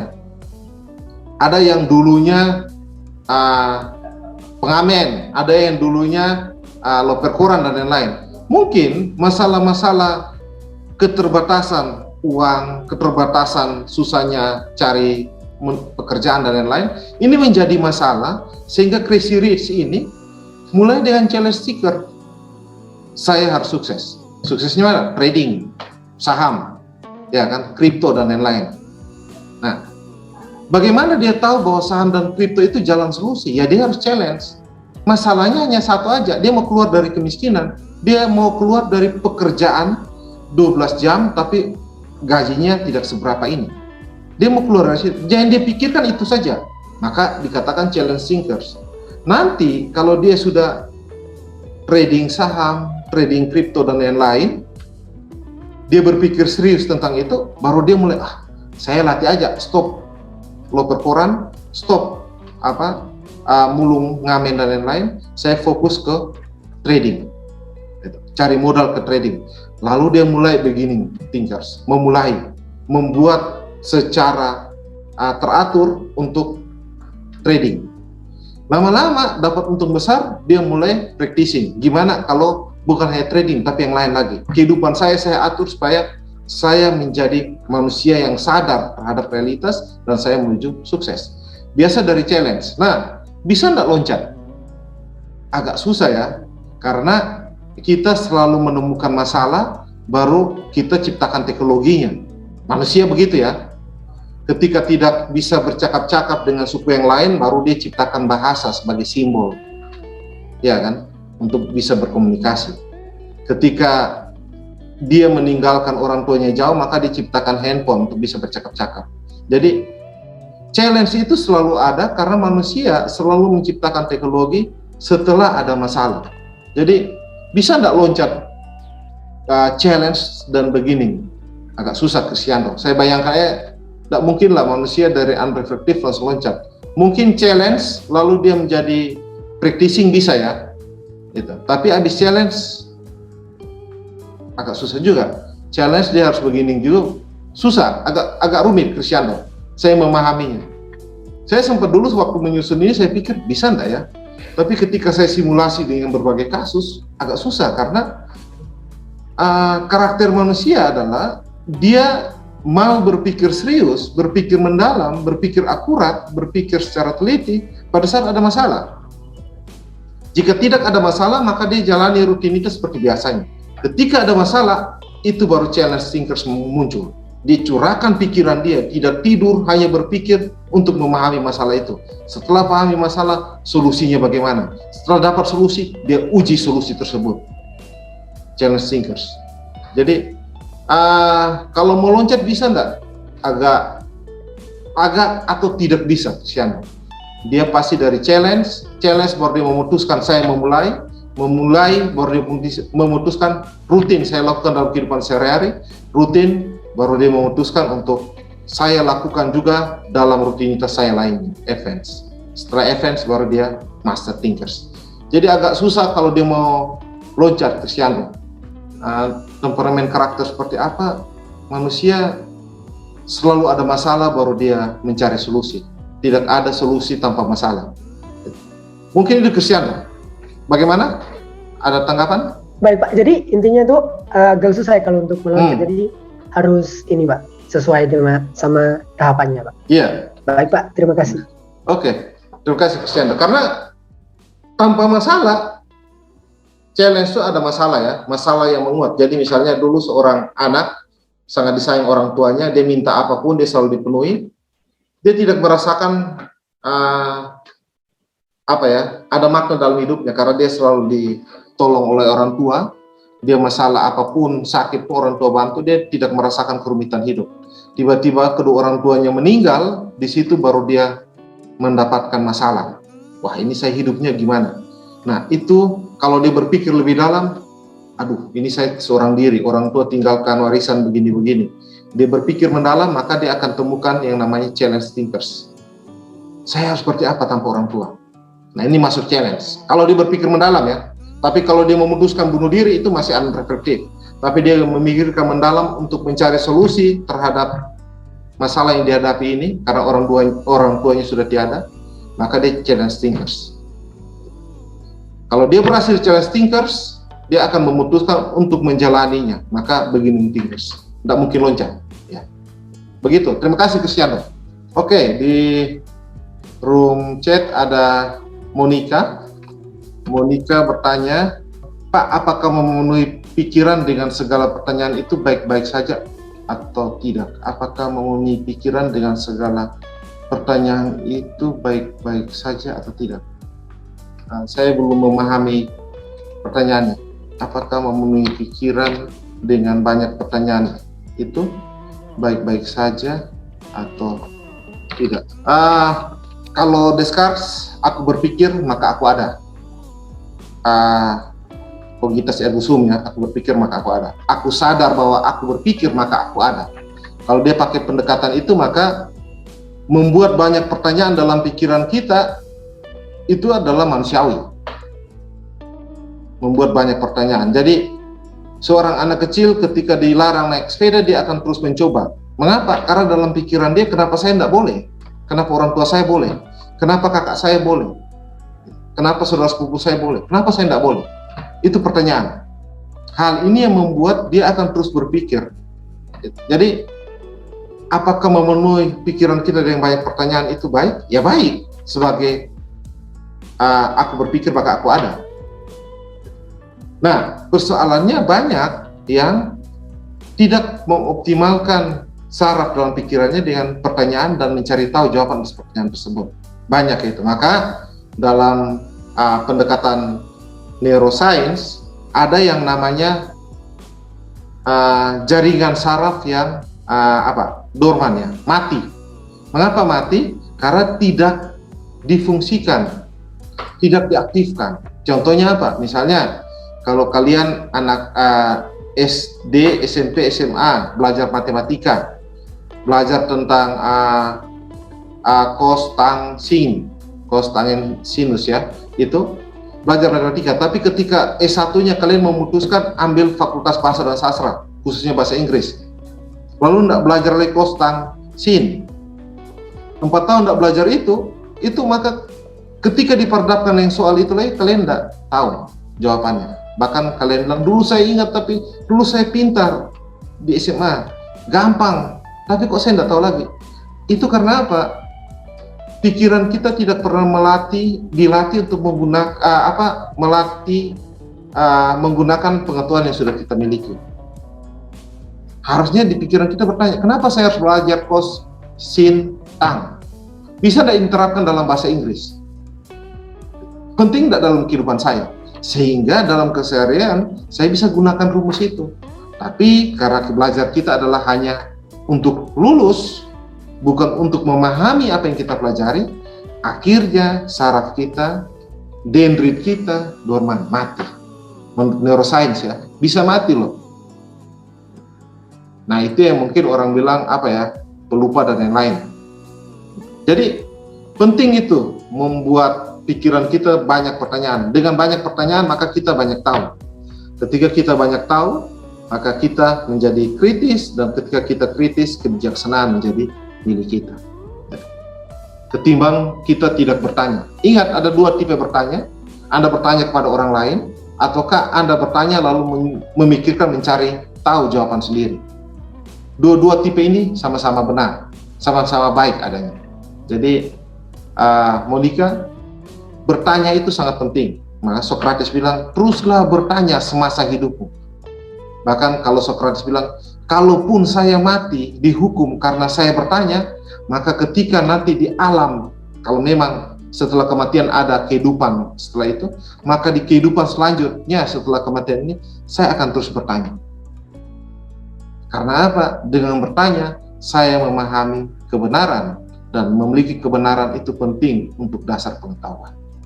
Itu Socrates katakan ya, dalam pembelaan dia di pengadilan ya. Jadi kalau Socrates bilang begitu, lalu filsuf modern Descartes bilang manusia adalah makhluk pemikir, maka apakah memenuhi pikiran kita dengan pertanyaan itu baik? Ya baik, karena itu modal dasar untuk berpikir kritis. Itu Monica, apakah cukup? Karena saya tidak tahu latar belakang pertanyaannya, jadi saya harus menanyakan apakah itu jawaban yang diharapkan ataukah tidak. Monica, bisa di room chat juga? Oke. Terima kasih Monica. Cecilia juga bertanya di room chat, bagaimana cara membedakan berpikir kritis dengan overthinking? Overthinking ini berpikir melampaui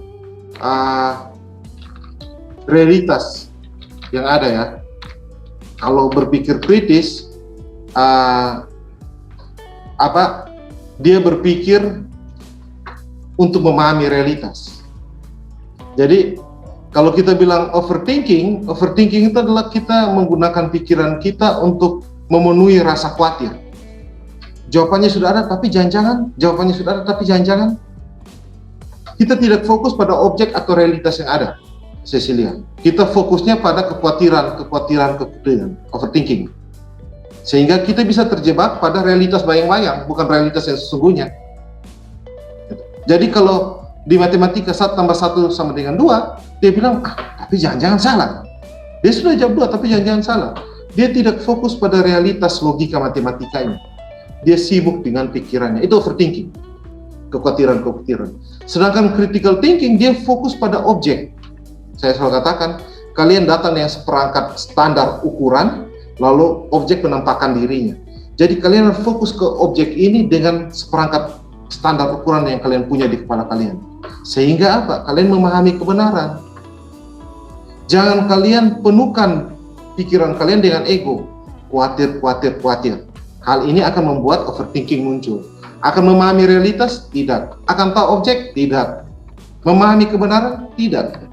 Mengapa? Karena kalian berasumsi subjektivitas atau kekhawatiran saya itu lebih besar dari pemahaman saya tentang realitas. Jadi overthinking adalah berpikir berlebihan yang memunculkan rasa khawatir terhadap segala sesuatu. Sedangkan critical thinking, dia berpikir kritis adalah berpikir mendalam secara jelas dengan cermat terkait objek atau realitas tertentu. Dia fokus pada realitas atau objek tertentu.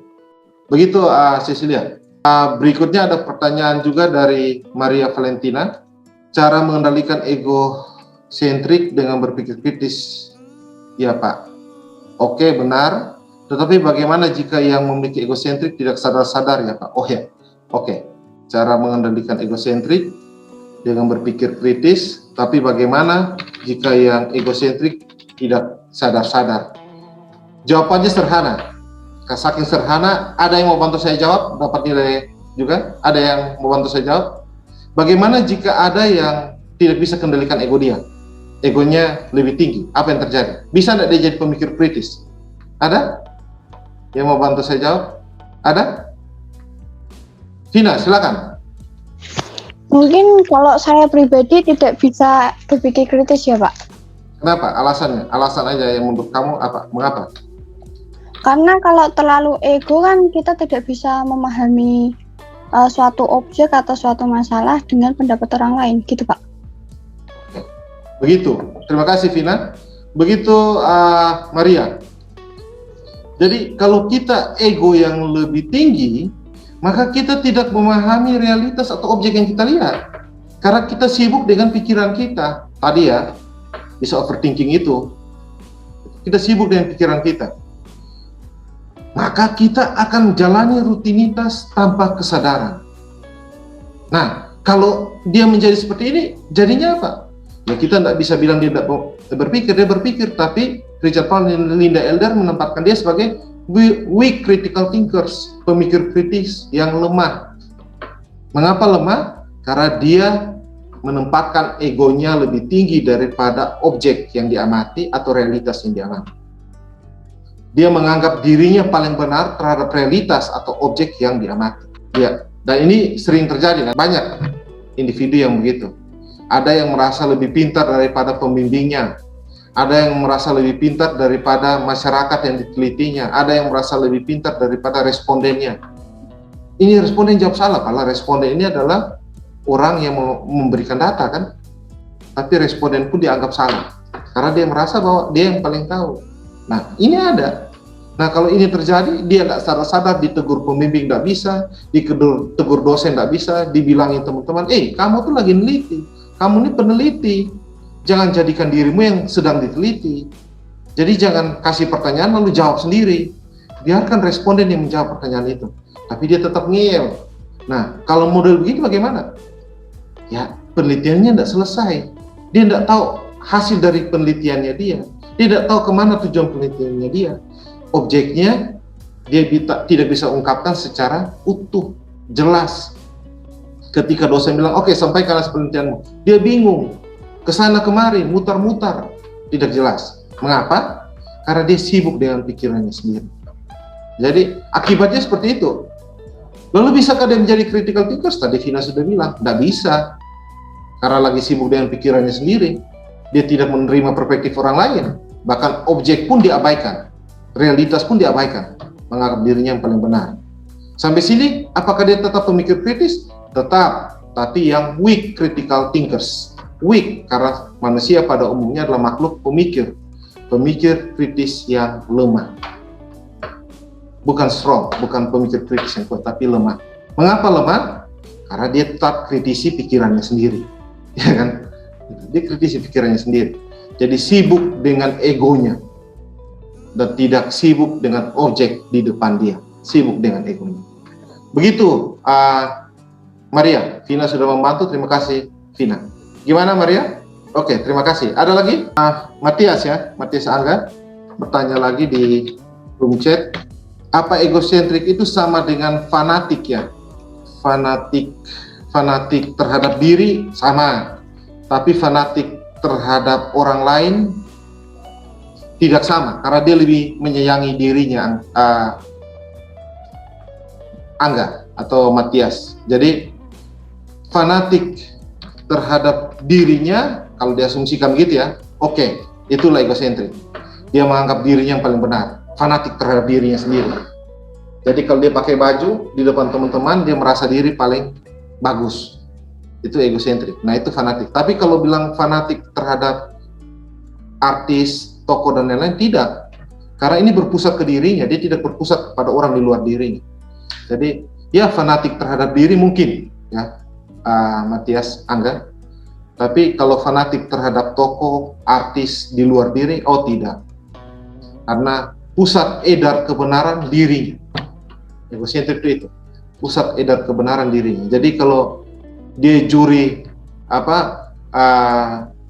lomba Miss Universe kecantikan, maka ukuran cantik itu adalah dirinya.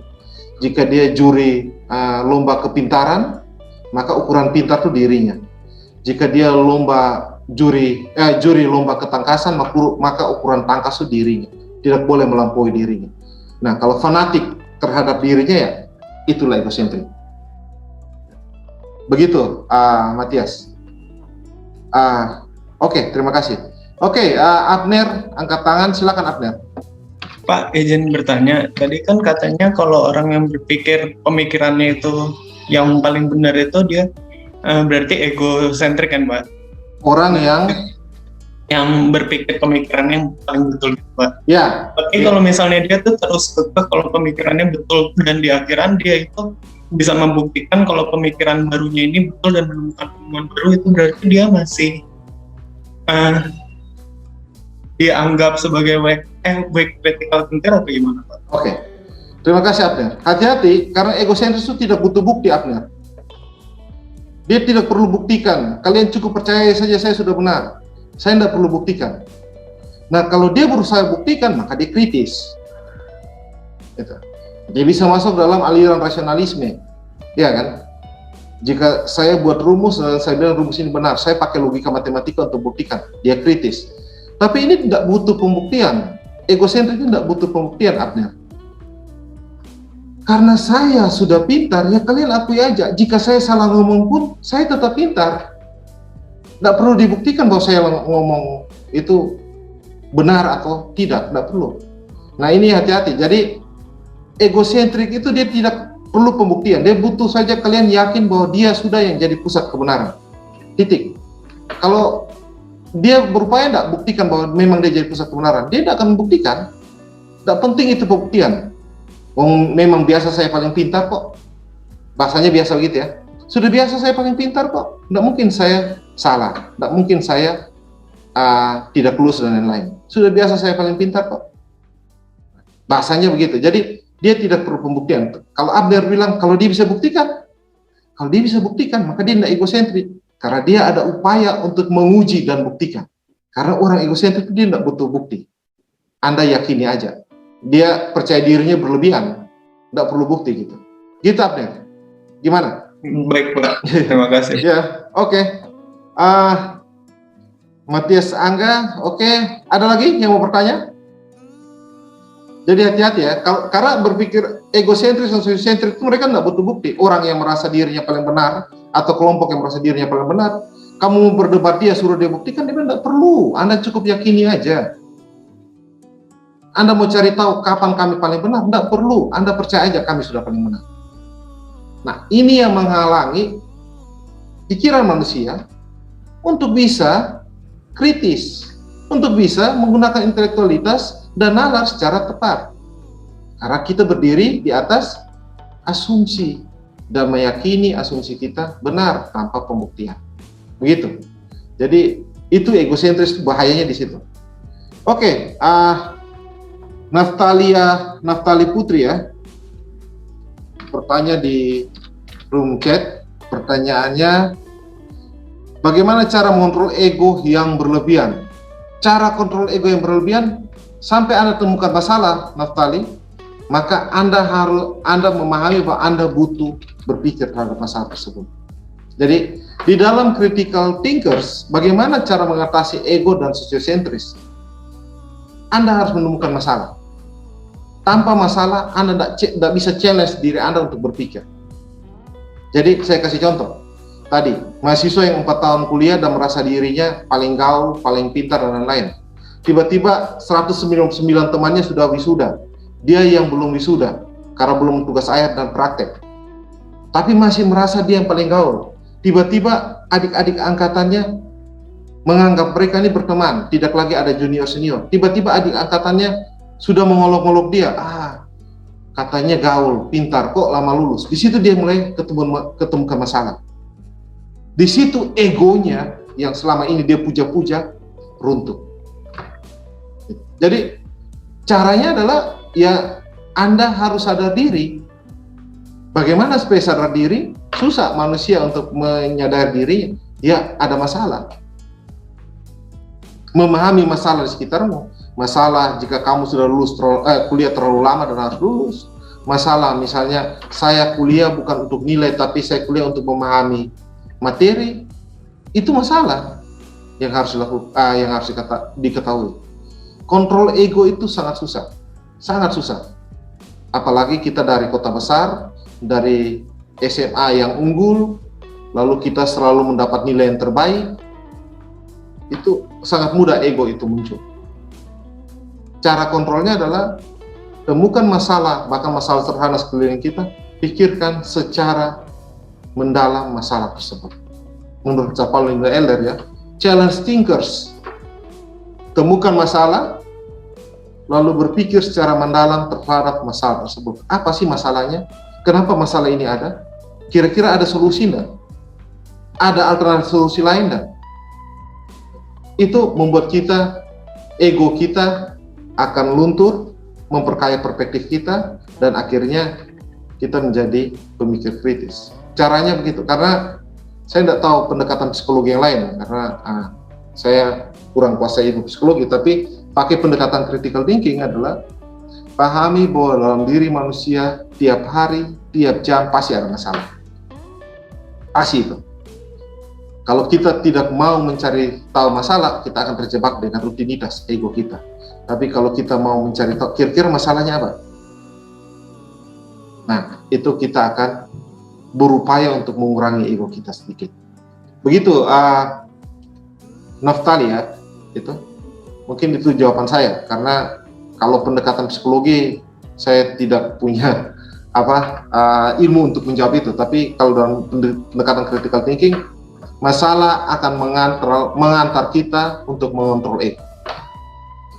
Tadi saya kasih contoh, jika kamu dari kita ada yang anak kesayangan orang tua, tiap hari dimanja, maka kita tidak menemukan masalah. Tapi pada saat orang tua kita meninggal, di situ masalah ada. Di situ ego kita hancur.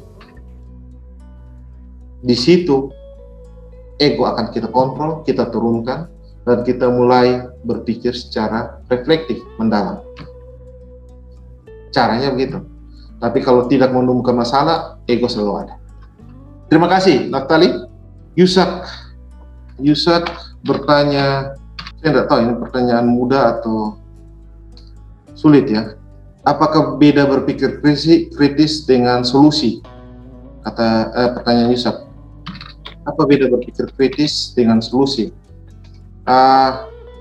Solusi, etimologi sudah beda ya. Solusi SOLUSI, berpikir kritis, critical thinkers dari bahasa Inggris ya, itu sudah berbeda etimologi. Perbedaannya solusi hanya pada tataran akhir, berpikir kritis dan tataran awal. Berpikir kritis itu memahami masalah sampai mencari solusi.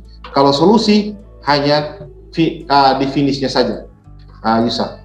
Jadi berpikir kritis itu mulai dengan memahami masalah. Apa masalahnya? Apa penyebab masalahnya?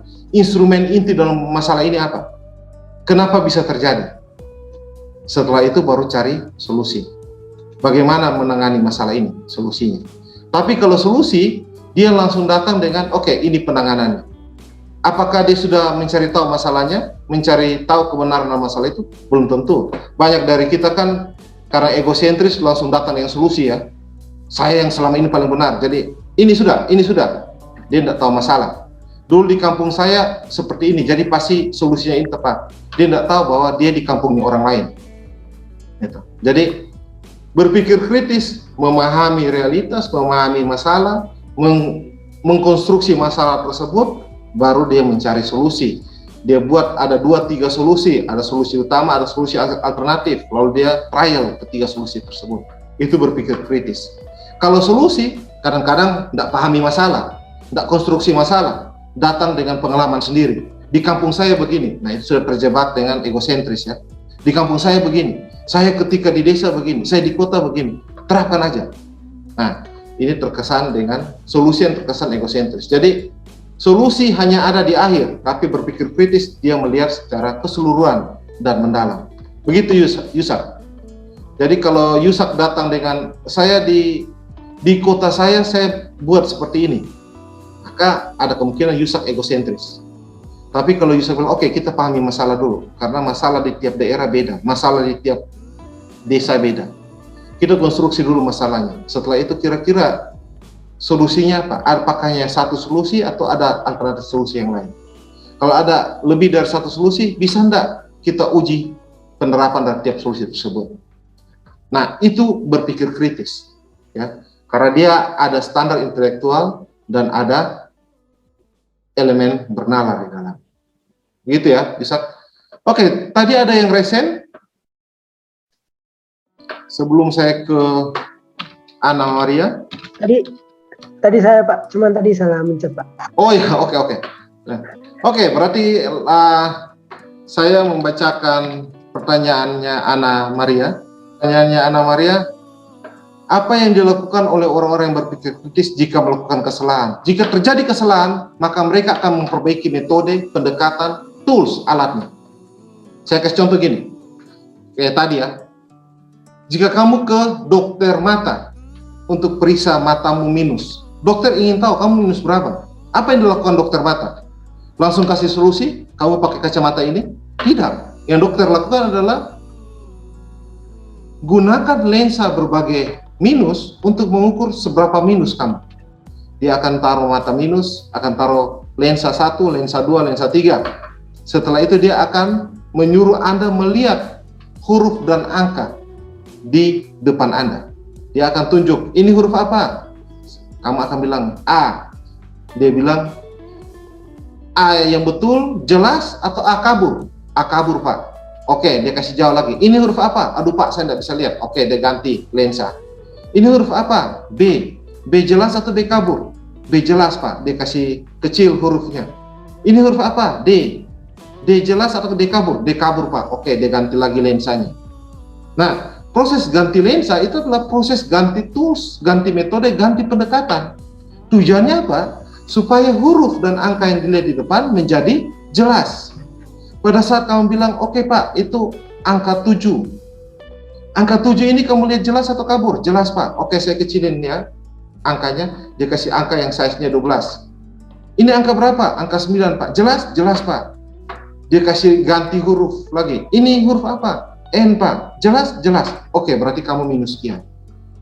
Mengapa dia lakukan itu? Dan dia tidak malu untuk melakukan itu? Karena dia fokus pada kebenaran. Fokus pada kejelasan, Anda harus minus berapa, sehingga Anda akan dibuatkan lensa yang tepat sebagai kacamata yang Anda pakai sehari-hari. Bagaimana seorang berpikir kritis jika melakukan kesalahan? Jika dia tes lensanya kabur, dia akan menggunakan lensa lain. Dia ambil konsep lain, dia ganti metode, dia ganti tools, dia ganti teknik penelitian, dan lain-lain. Dia tidak menyesal, dia tidak merasa rendah diri, karena fokus dia pada objek penelitian, bukan fokus pada metode. Jadi kalau metodenya survei, sudah ini survei, tiba-tiba pas turun penelitian, survei tidak tepat, lalu dia ngotot tetap survei, tidak bisa. Dia harus ganti metode. Oh ya, saya fokus grup diskusi atau saya wawancara. Dia harus ganti, karena fokus dia adalah memahami kebenaran objek dan realitas. Jadi seorang pemikir kritis kalau melakukan kesalahan, dia akan orang Jawa bilang kulon nuwun, rendah hati untuk mengakui kesalahan dia tersebut, dan dia mengganti metode, pendekatan, teknik untuk mendekati objek yang dia lagi teliti atau amati. Jadi kalau dia salah, dia akan ngaku salah, dia tidak akan ngotot. Karena apa? Tadi saya katakan egosentriknya tidak ada, tidak sok pintar, tapi dia akan ngaku, oke, berarti pendekatan saya yang salah. Kalau kalian nanti ikut berbagai simposium atau ujian-ujian hasil riset, di situ kalian akan lihat ternyata para peneliti, para ilmuwan itu hanya menggunakan satu pendekatan untuk memahami satu objek. Artinya, pendekatan yang lain dia tidak gunakan. Dan ketika ditanyain, dia bilang diakui. Ya, minta maaf, saya tidak menggunakan pendekatan itu. Saya hanya menggunakan satu atau dua pendekatan. Pendekatan ketiga tidak saya gunakan. Apakah itu membuat dia salah besar? Tidak. Mengapa tidak salah besar? Karena untuk memahami sebuah objek harus komprehensif, harus lengkap. Penemuan dia yang menggunakan dua pendekatan itu akan melengkapi penelitian lainnya yang menggunakan pendekatan 3 dan 4. Akan melengkapi penelitian lainnya yang menggunakan pendekatan 5 dan 6. Akhirnya komprehensif. Jadi, apa yang dilakukan seorang jika dia melakukan kesalahan? Seorang pemikir kritis. Maka dia akan memperbaiki kesalahannya. Dia akan perbaiki metode, pendekatan, teknik, dan mungkin konsep yang digunakan. Karena yang dibutuhkan adalah kejelasan memahami objek dan realitas yang benar. Bukan manipulasi. Itu Ana. Jadi, seorang berpikir kritis sangat mudah minta maaf jika dia salah dalam menempatkan metode. Karena apa? Tetap fokusnya ke kebenaran objek, bukan pada dirinya. Bukan kebenaran dirinya. Kebenaran objek yang diteliti.